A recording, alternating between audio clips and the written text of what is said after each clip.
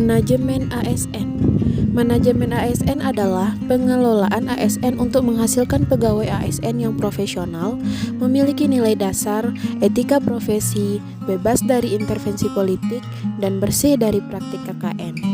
Kedudukan ASN berdasarkan Undang-Undang Nomor 5 Tahun 2011.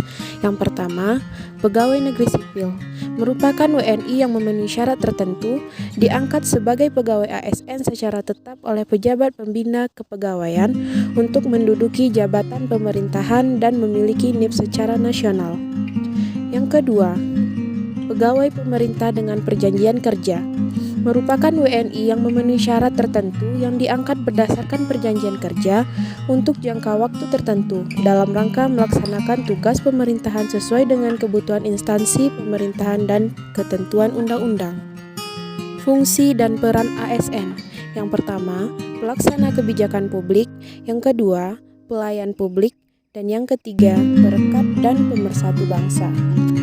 Kewajiban ASN. Yang pertama, setia dan taat pada Pancasila, Undang-Undang Dasar 1945, dan NKRI. Yang kedua, menjaga persatuan dan kesatuan.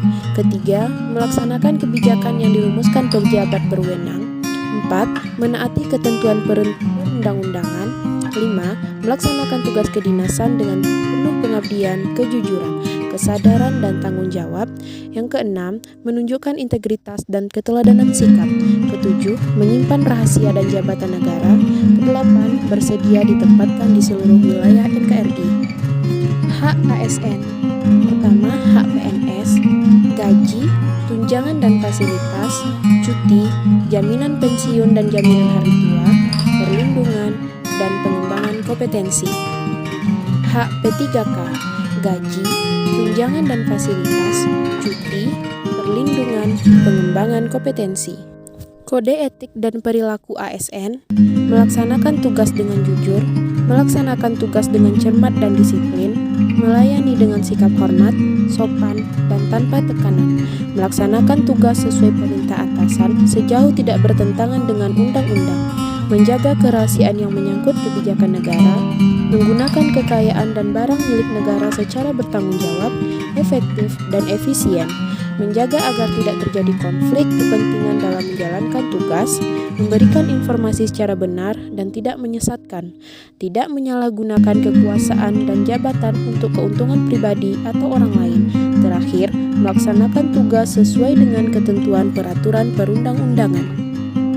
Sistem merit adalah kebijakan dan manajemen ASN yang berdasarkan pada kualifikasi, kompetensi, dan kinerja secara adil dan wajar dengan tanpa membedakan latar belakang politik, ras, warna kulit, agama, asal-usul, jenis kelamin, status pernikahan, umur, atau kondisi kecacatan.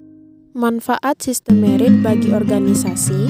Yang pertama, mendukung keberadaan penerapan prinsip akuntabilitas. Yang kedua, dapat mengarahkan SDM untuk dapat mempertanggungjawabkan tugas dan fungsinya. Yang ketiga, instansi pemerintah mendapatkan pegawai yang tepat dan berintegritas untuk mencapai visi dan misinya. Manfaat sistem merit bagi pegawai. Yang pertama, menjamin keadilan dan ruang keterbukaan dalam perjalanan karir seorang pegawai. Yang kedua, memiliki kesempatan yang sama untuk meningkatkan kualitas diri. Kemudian, jaminan sistem merit dalam monitoring, penilaian, dan pengembangan. Yang pertama, pangkat dan jabatan, pengembangan karir, mutasi pegawai, dan penilaian kinerja. Literasi digital.